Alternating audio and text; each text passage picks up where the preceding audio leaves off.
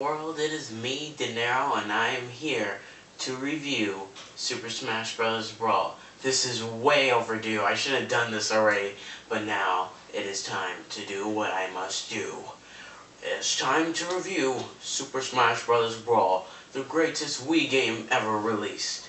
Let's go. Okay, so here we are at the game's main menu. You got group, you got solo, you got Nintendo Wi-Fi, you got ball option and data.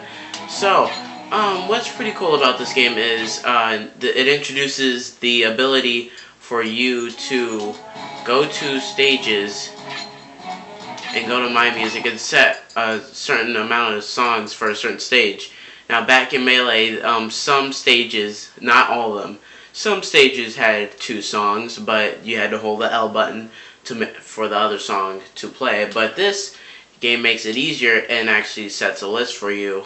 It's called My Music. You get to set on how much you like the song, and it'll play that song a certain amount. So, yeah, that's my list for Battlefield, and here's my list for Green Hill Zone. A lot more songs at Green Hill Zone. And also, this game, the directors, the people who make this game, they picked good songs for this game. I mean, there's just a good amount of songs in this game. So now we are here at the Nintendo Wi-Fi section of the game. So what you have here is the friends section, where where you get to fight with your friends. You get to do home run contests with your friends. You get to do team multi-man brawl. You get to do regular brawls with your friends. I know that sounds weird, but yes. And then here's your friend roster. I don't have that much friends on this game, so yeah, just for yourself. So anyway, yeah.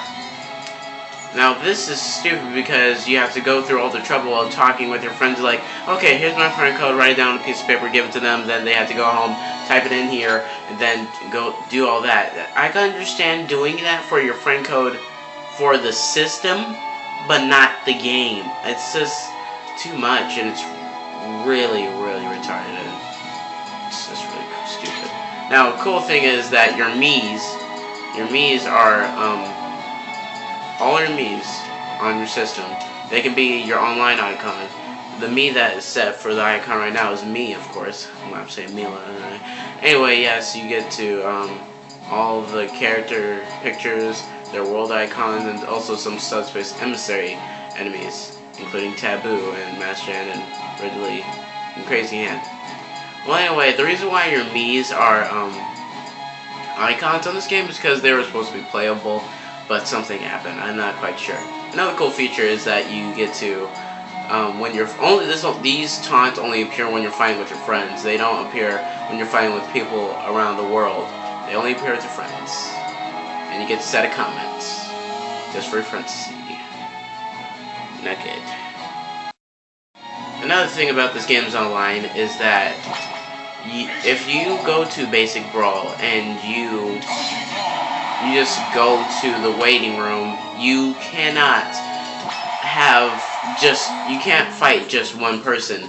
You have to fight 4 people. Now, you can fight one person, but sometimes the game will even arrange a certain amount of computers. Sometimes it'll do 1 computer, sometimes it'll do 2. I don't see the problem with fighting just one person.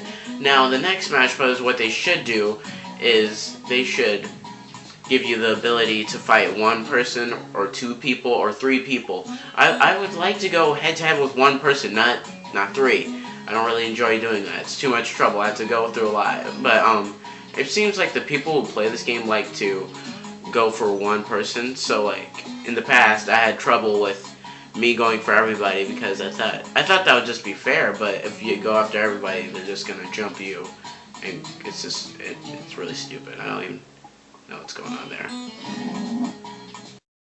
Okay, so here you are at online team battle. Not much to say about this. The only thing that's the problem is that on certain missions in this game, like the actual event matches, you get to team up with a computer and you're not the same color as the computer, outfit-wise. Now, I don't see why they couldn't do this for online. PlayStation All-Stars did it for online, and that's really cool because I don't like exactly matching with my partner all the time. I like doing it sometimes, but I don't like doing it all the time. The next Smash Brothers should include the ability to, you know, wear a different color from your partner. I mean, they're still your partner. I mean, I don't see why you have to be matching. It's so hard to tell. I mean, in the event matches, they put a heart over your partner so you know who they are. So yeah, there's that. Okay, so now we're offline, you know, off of the online features. And now we're going to the offline features. Okay, that was a little weird. But anyway, yes, here we are. We're finally going to talk about the characters and what's their problems and what's good about them. Let's start off with the blue blur and also my favorite gaming hero. Okay, so here you are as Sonic and all that, you know. Well, okay, here's the problem with Sonic. One, extremely cheap when he gets the Smash Ball. I mean, the Super Sonic, this OP attack, it's just ridiculous. It's very hard to avoid. It's like the Landmaster. Sonic is a flying tank once he gets the Smash Ball. That's also another problem with the game. As soon as I got the Smash Ball, I should be able to do it. Sometimes once I get the Smash Ball, I'll do my B attack when because as soon as I get the Smash Ball, I want to do my final smash so someone doesn't knock it out of me. But it's just sometimes the game just makes you do your smash attack. Okay, so anyway, the problem with Sonic's moveset. Half of his moves are him turning into a ball. Side and B. Okay, saw that? Down and B. His B. His jump, and A. The problem is, if you're gonna put Sonic in a fighting game, we know he could turn into a ball, yeah. That's something that other people can't do, you know? So, but just give him more attacks like this, and that, and that. I mean, it would have been better if they just based his moveset off of Sonic Battle. I mean, his moveset on Sonic Battle is pretty righteous. It's awesome. It's really good. I mean, Sonic Battle is like one of my favorite Game Boy games, and I just don't see why they weren't able to put his moveset onto this. It's just, it would have been awesome to do that. Sonic would have probably been my main if that was the case, but nope, he has such a bad moveset, I can't master him, so my main is the Fox McCloud. Okay, so here we are with Solid Snake. You know, everybody's hero from Metal Gear Solid and all that. You got that, yeah? Okay, the problem with this guy is that not really much of a problem, but actually, yes, it is a problem. Sorry. This dude's extremely OP. His combos, his A combo, look at this. That is a very powerful combo. His hits are strong, so strong for some reason. And also, you could just flicker his bombs on and off. It's really that's good, but the problem is that first of all, they should have kept the accuracy grabs from the original game instead of these hugs. His hand is going into Sonic's eye. That's not even right. I just wish that they kept the accuracy. And also, why is he so OP? And also, this up and B, it's just too much air. Double jump, then up and B. You're not supposed to get that high up. It's just ridiculous. Here's his A in the air. That is way too much for just pressing A in the air. Gosh, third-party characters. Please don't tell me Mega Man's gonna be like this. Okay, so here we are with Pit. Now, the problem with Pit is that people can spam with him easily. I mean, sure, his light arrows, you can spam your B attack with anybody. That's just a common thing. But for Pit, most people spam this. And also, yeah, they do that a lot. And they spam this a lot. That's a problem. I mean, other than that, Pit's not really much of a problem. I mean, his hits aren't that strong. They're okay. They're an okay amount of damage. You know, it's not a problem. He plays quite well. Other than that, it's just, and also the too much jumps. You know, sure he's got wings and all, but then you got that extremely OP, yeah. But anyway, yeah, that's pretty much it. The only problem is that his side and B and his B. That's the only problem with it. Okay, so now we're here to talk about Ike. Prepare yourself. Yeah, prepare myself for a lot of ranting about this guy. This dude is OP. Sure, his sword is gold. Doesn't mean it has to, you know, represent the color of gold and all that. I mean, gold, sure, it's heavy and all, but that doesn't mean he has to be so extremely strong. This dude's crazy strong. Me and my brother call him the one-hit wonder. He's so strong. That was only like 3 hits. Why did he already kill him? This is a 1.0, not 1.6 or 2.0. I mean, this guy is extremely OP. I mean, I don't mind him making it to the next Smash Brothers, but lower his damage and give him his silver sword. I know he has one. I've never even played his games, but I know he has one.